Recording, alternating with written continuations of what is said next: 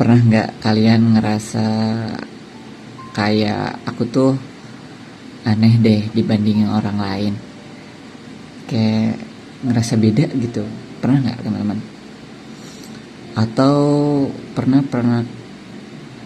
atau kalian pernah nggak kalau kalian tuh pernah ngobrol berjam-jam gitu sama orang, tapi ada juga yang cuman sebentar itu udah capek,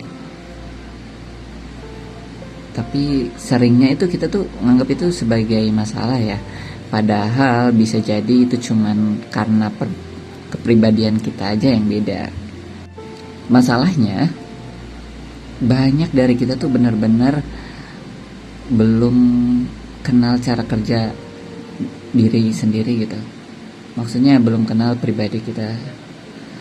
Jadi itu tuh kayak bikin hidup kita tuh jadi sering maksain gitu, kayak harus ngobrol sama dia tapi kita tuh capek, ya kan? Nah, video ini itu tuh kelanjutan dari pembahasan yang kemarin. Nah, ini salah satu hal yang mungkin bisa pertama kali kita pelajari, yaitu tentang kepribadian. Oke, tanpa lama-lama kita lanjut aja. Oke, yang pertama ini, kepribadian itu kayak cara kerja diri. Gimana? Paham nggak? Jadi gini, sebelum masuk ke situ, aku tanya dulu teman-teman, sejauh apa mengenal pribadi teman-teman, ya?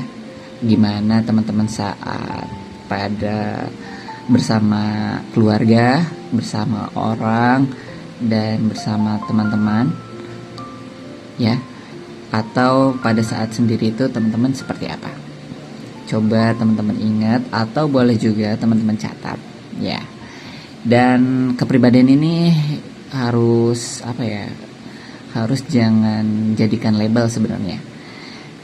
Bukan juga harus jadi alasan buat kita malas, dan jangan buat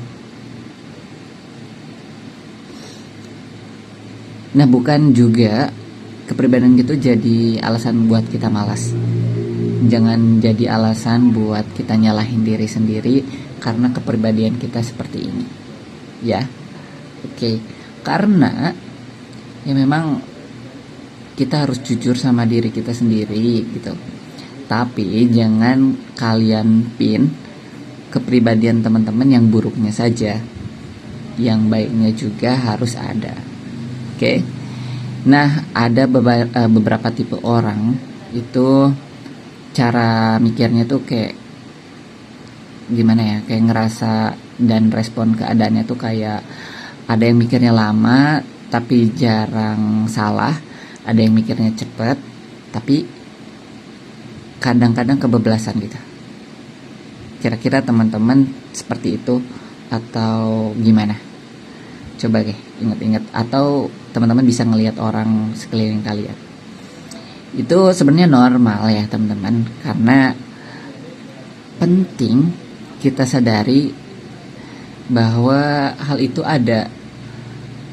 Coba sadari teman-teman, apakah di diri teman-teman tuh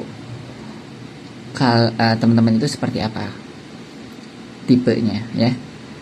Yang pertama kayak tadi, saat sama keluarga, saat sama orang lain, saat sama teman-teman, saat teman-teman sendiri tuh kepribadian kalian tuh seperti apa.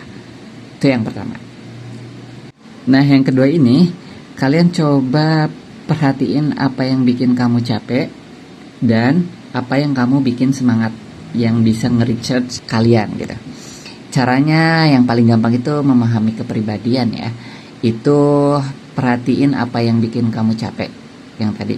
Terus apa yang bikin kamu berenergi lagi kan. Ya contohnya seperti ini, kayak kalian nih habis kumpul-kumpul rame itu ngabisin energi ya. Dan mungkin kamu butuh apa nih yang bisa nge-recharge energi kamu lagi. Boleh kalian catat, coba cari itu. Terus biasanya kalau itu habis sendirian lama tuh, kadang ada orang yang seperti itu, terus kamu pengen ngobrol, mungkin kamu butuhnya interaksi untuk nge-recharge energi kalian lagi gitu ya. Dan ini bukan soal kuat atau lemah, tapi ini soal kebutuhan energi tiap orang itu emang beda-beda kan.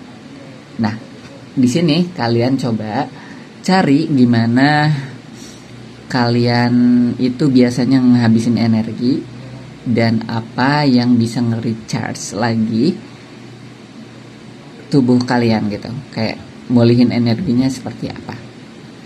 Tuh. Ingat, itu nge-recharge-nya dengan yang positif ya. Jangan yang lain.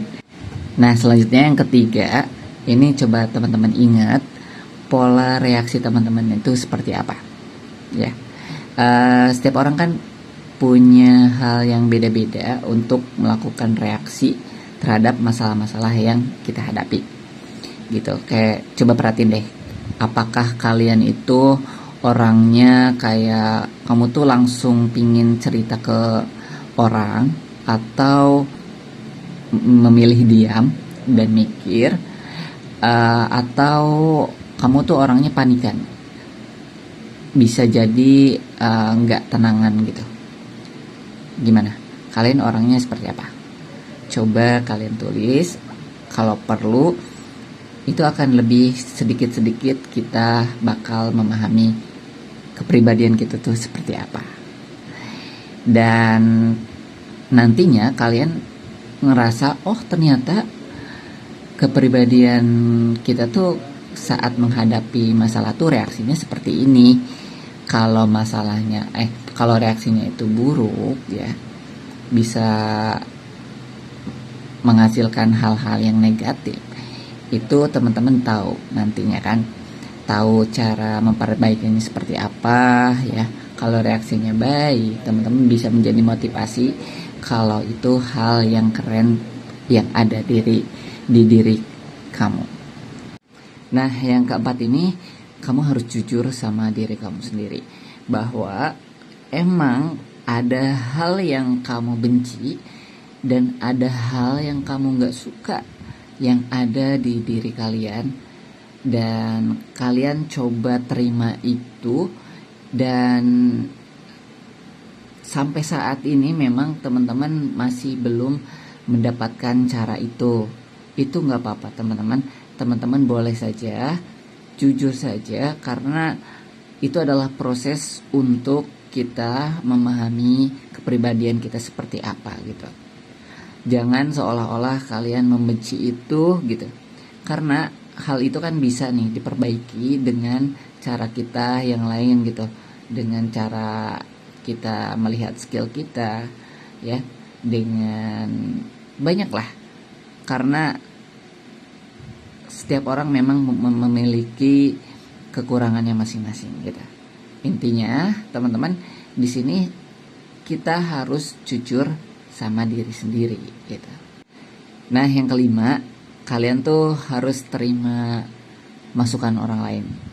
Setidaknya kalian tuh nggak, gimana ya, kalau teman-teman itu belum menemukan apa yang teman-teman sebenarnya punya keahlian di bidang itu, tapi orang lain itu sudah melihatnya gitu. Jadi teman-teman harus terima bahwa kalau itu benar adanya, kalian tuh punya salah satu skill yang dianggap oleh orang lain, kamu harus terima gitu. Biasanya teman-teman kita ya, kayak, wah kamu tuh sebenarnya bisa ini loh, berpotensi untuk seperti ini gitu. Dan salahnya kita, seorang yang belum memiliki pemahaman tentang kepribadian kita tuh menolak itu biasanya. Kayak, enggak, biasa aja gitu. Padahal itu sebenarnya emang skill teman-teman gitu, yang bisa teman-teman proses, bisa teman-teman pelajari lebih lanjut, dan itu bakal bisa bermanfaat bagi teman-teman gitu. Jadi di bagian ini kalian harus terima masukan orang lain, dan jangan juga salah pilih ya. Maksudnya ada juga yang memuji, cuman memuji saja.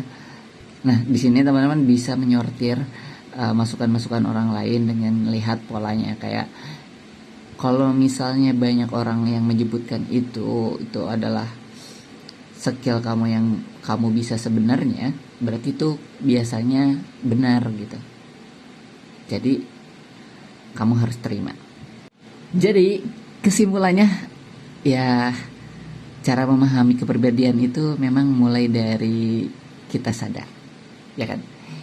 Kita sadari bahwa kepribadian kita itu seperti apa.